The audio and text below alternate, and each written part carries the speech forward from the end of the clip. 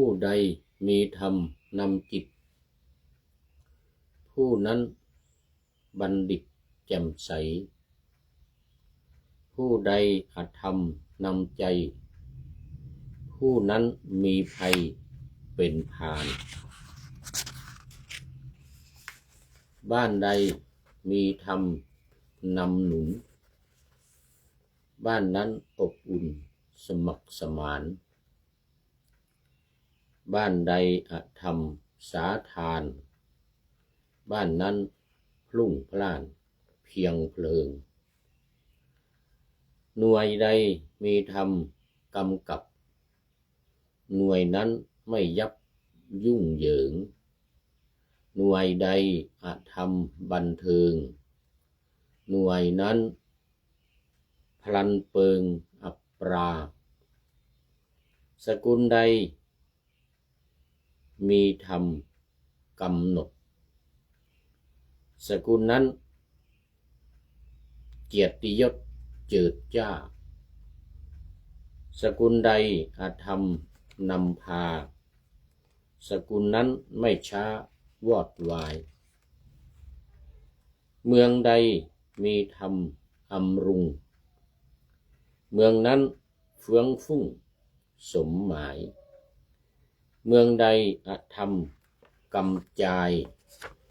เมืองนั้น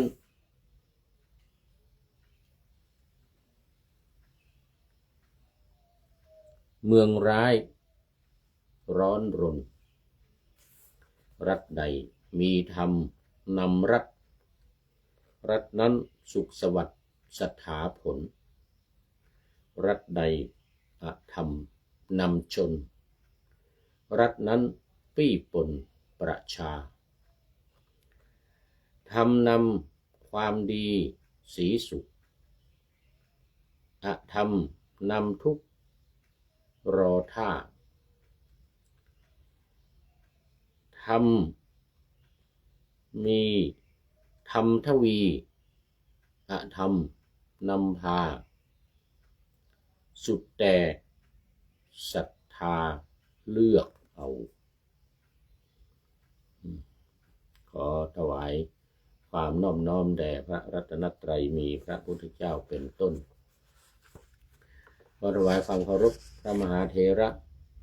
พระเถรานุเถระเจ้าคณะพระสังฆาธิการทั่วโลกมีพระเดชพระคุณพระธรรมเสนาบดีเจ้าคณะภาค7วัดพระธาตุดอยสุเทพเป็นต้นและขออำนวยพรแด่ท่านผู้ฟังท่านผู้ชมสาธุชนพุทธบริษัททั้งหลาย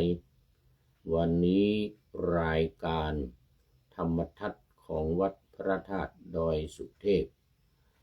ออกอากาศทางสถานีวิทยุวปท2จังหวัดเชียงใหม่มีร้อยเอกจำนงปัญญาวัฒโนเป็นหัวหน้าสถานีและอาตมภาพพระครูปริยัติยานุศาสตร์เป็นผู้บรรยายเป็นประจำทุกวันเวลา 7:30 นาทีถึง 8 นาฬิกาอันดับแรกวันนี้ก็ขอประชาสัมพันธ์งานวันกตัญญูของวัดป่าแดงมหาวิหารซึ่งเป็นวันคล้ายวันเกิดของพระเดชพระคุณหลวงพ่อพระครูโคสิทธิ์ปริยัติยาภรณ์ซึ่งมีอายุวัฒนมงคลครบ76 ปี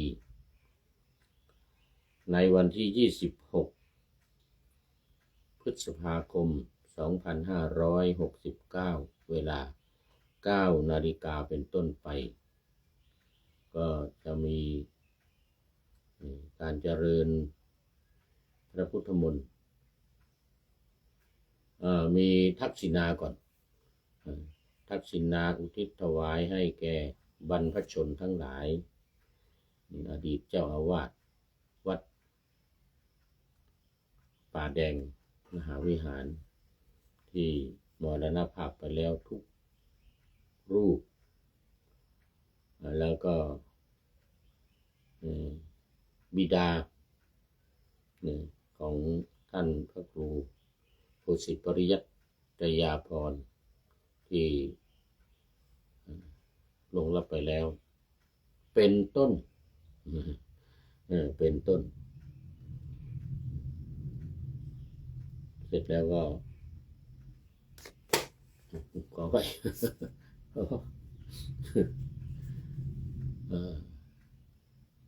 ถวายพระทหารเพลถวายเครื่องไทยธรรมไทยทานแด่พระสงฆ์ที่มาเจริญพระพุทธมนต์และสวดมาติกาบางสุกุลเป็นเสร็จพิธี ก็ถือโอกาสนี้ประชาสัมพันธ์เชิญชวนญาติโยมสาธุชนในตำบลสุเทพอำเภอเมือง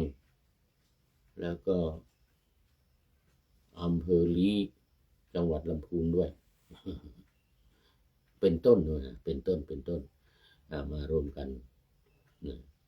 ในพิธีเจริญพระพุทธมนต์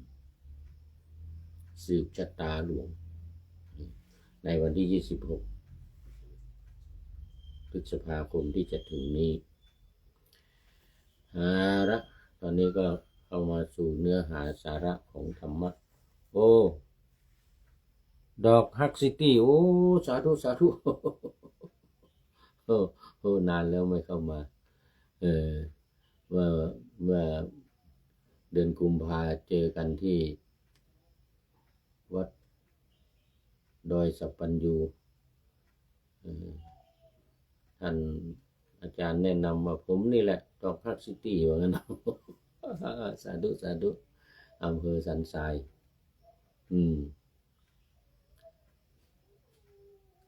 วัดอะไรห้วยฮักวัดห้วยฮักอำเภอสันทราย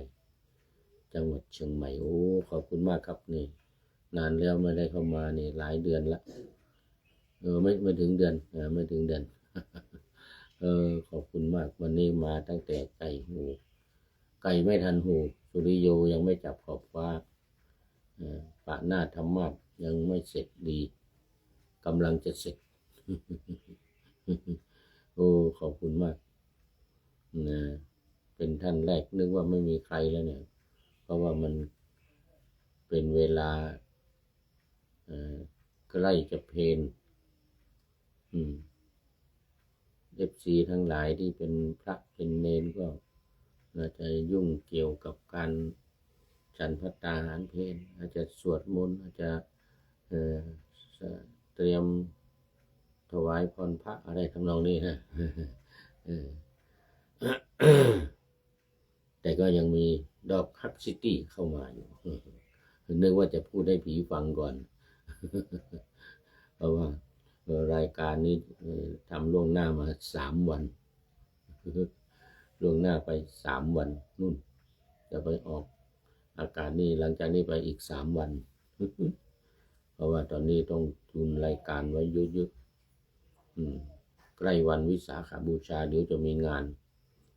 เดี๋ยวจะมีงานวิสาขบูชาจะไม่สะดวกในการบันทึกรายการ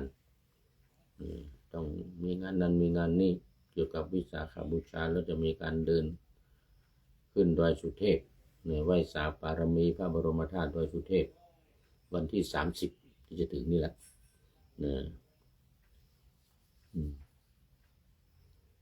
แล้ววันที่31ก็เป็นวันวิสาขบูชาโอ้ถือโอกาสนี้ประชาสัมพันธ์ด้วยนะนี่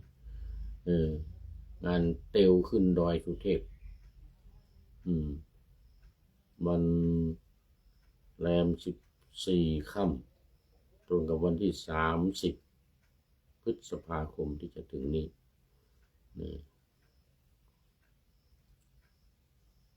พูดผิดขึ้น14 ค่ำแล้วก็วันที่31ก็จะเป็น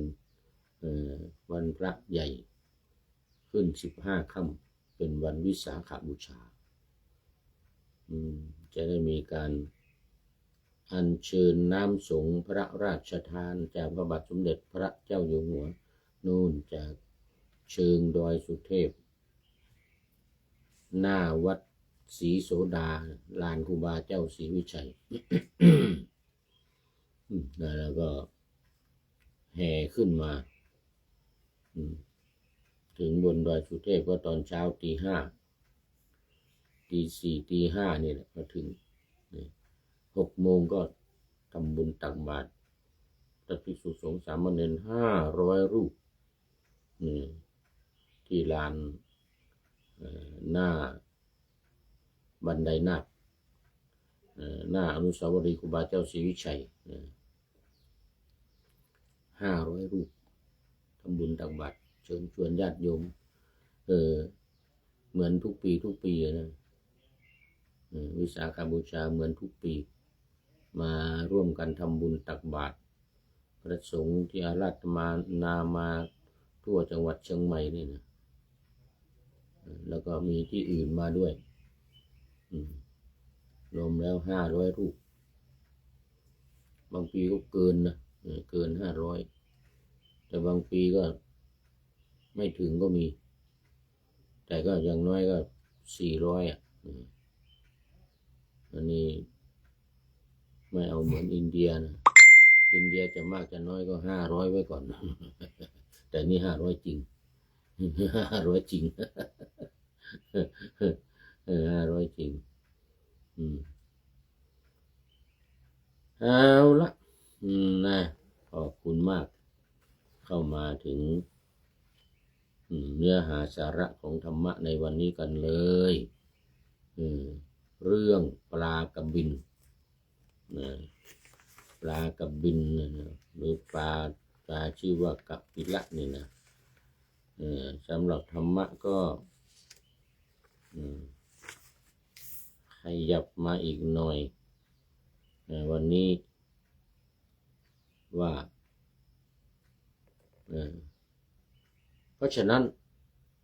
เราบอกกับท่านทั้งหลายว่าความเจริญจงมีแก่ท่านทั้งหลายบรรดาที่ประชุมกันแล้วณที่นี้ท่านทั้งหลายจงขุดรากตัณหาเสียเถิดรากคือตัณหานี่นะกามตัณหาภวตัณหาวิภวตัณหาเนี่ยนะขุดรากมันออกไปเลยไม่เหลือแม้แต่ให้เหลือแต่ดินสมมติต้นไม้นี่เราเอาขุดรากมาเหลือแต่ดิน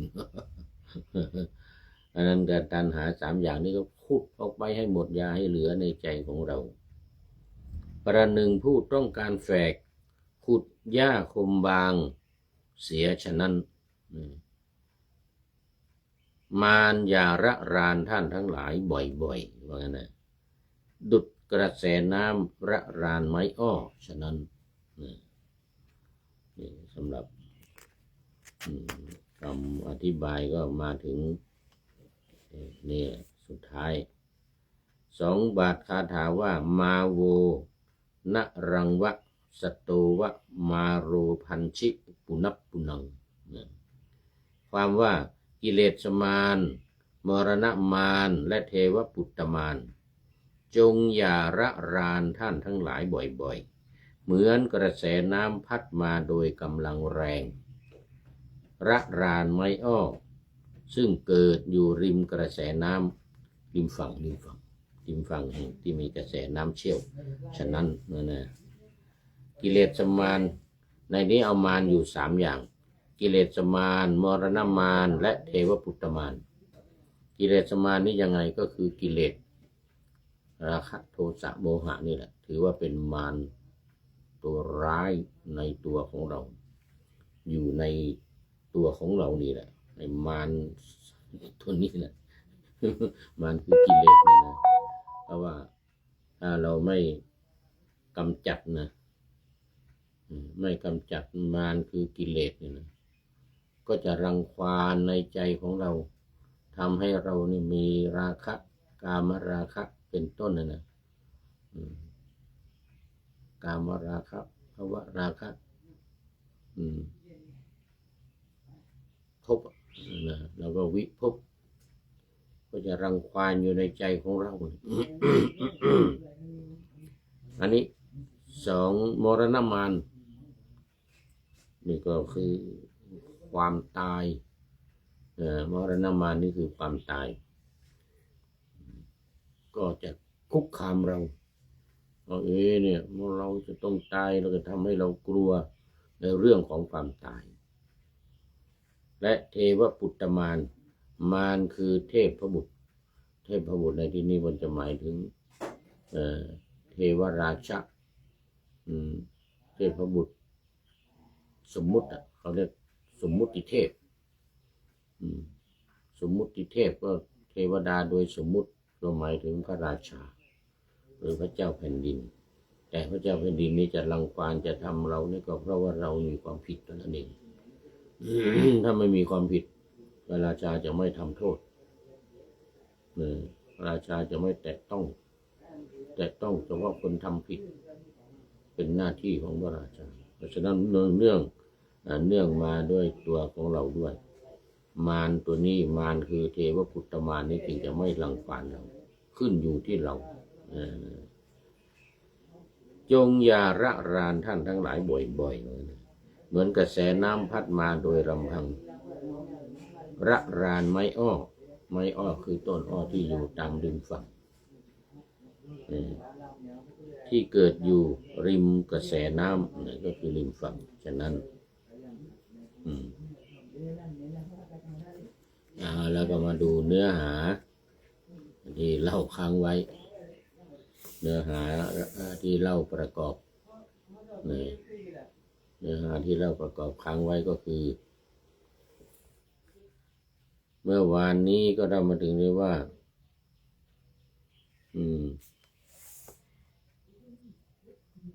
น้องชาย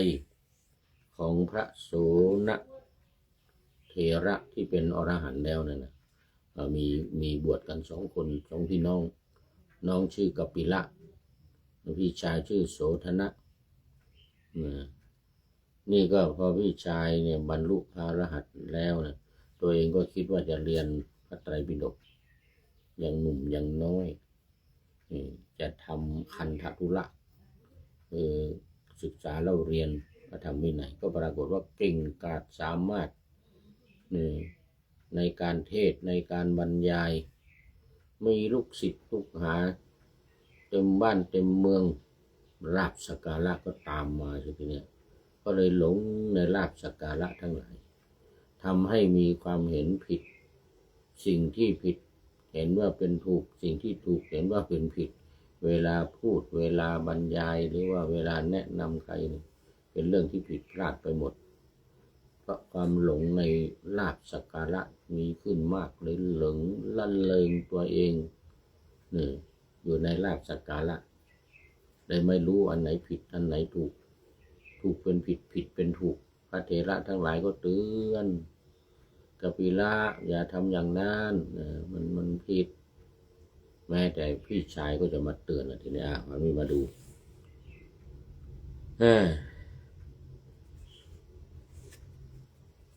กล่าวแม้สิ่งที่ไม่มีโทษว่ามีโทษเธอแม้อันภิกษุผู้มีศีลเป็นที่รักลาทั้งหลายกล่าวว่า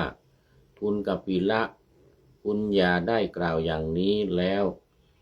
แสดงธรรมและวินัยกล่าวสอนอยู่ก็กล่าวว่าพวกท่านทั้งหลายจะรู้อะไรว่าพวกท่าน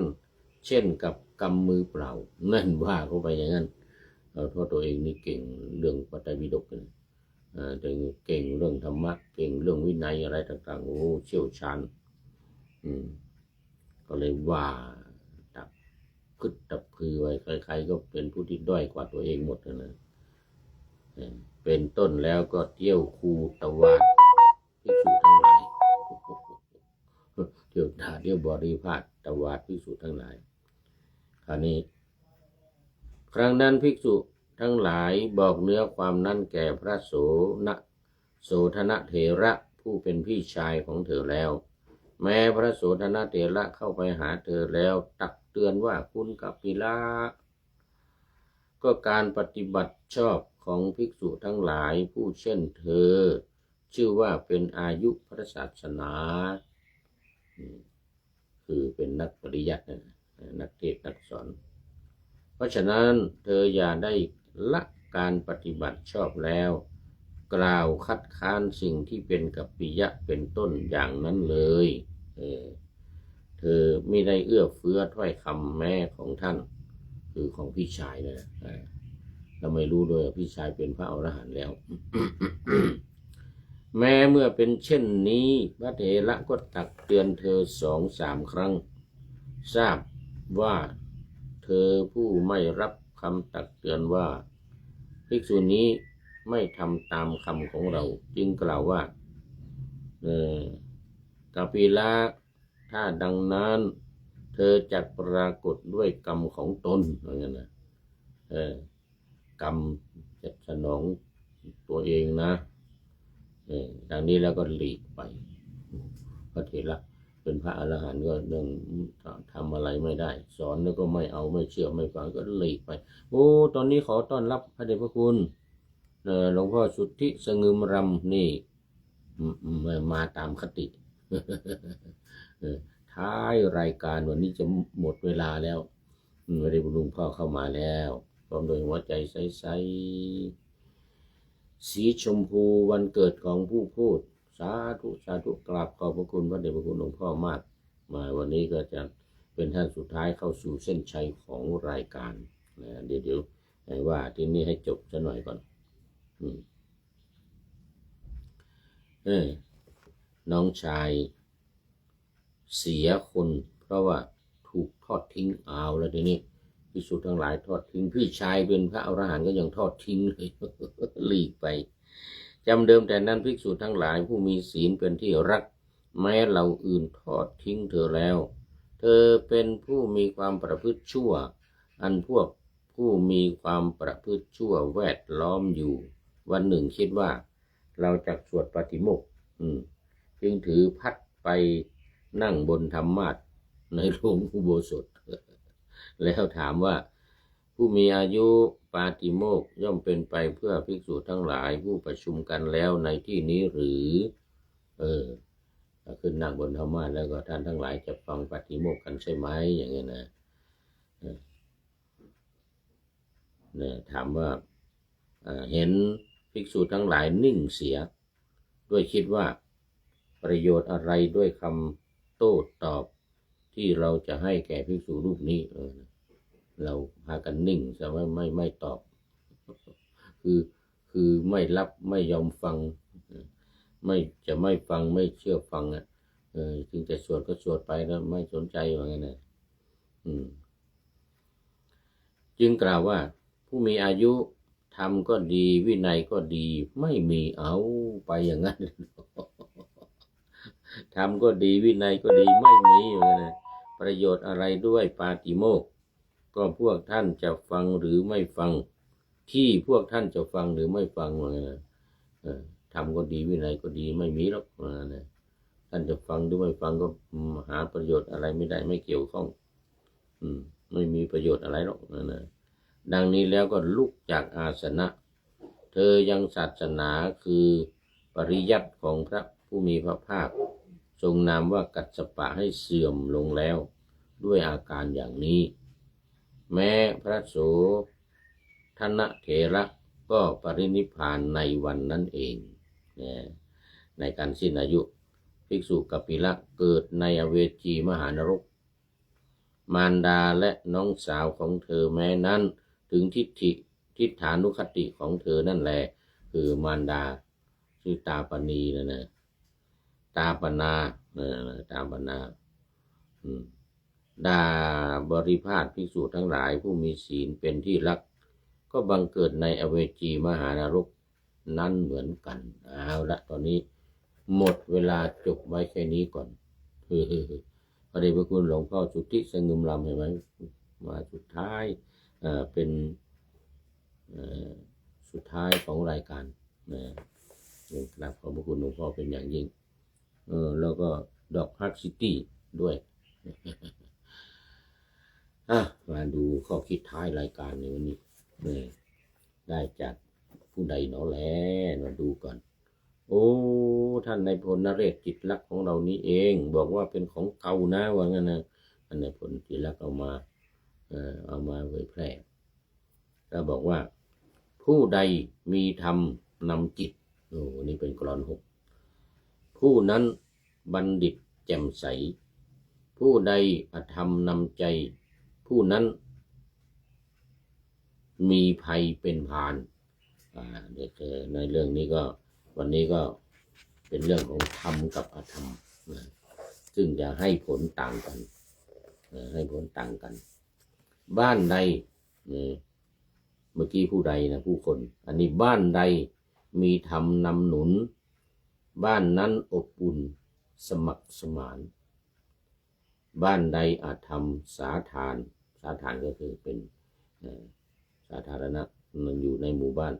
ในบ้านนั้นพรุ่งพล่านเพียงเพลิงโอ้ร้อนรนหน่วยใดมีธรรมกำกับหน่วยนั้นไม่ยับยุ่งเหยิงหน่วยใดอาจทำบันเทิงหน่วยนั้นพลันเปิงอัปราคือจะสูญสลายอัปปรางไปสกุลใดมีธรรมกำหนดอันนี้ทางตระกูลนะสกุลนั้นเกียรติยศเจิดจ้าสกุลใดอาจทำนำพาสกุลนั้นไม่ช้าวอดวายเมืองใดมีธรรมอำรุงเมืองนั้นเฟื่องฟุ้ง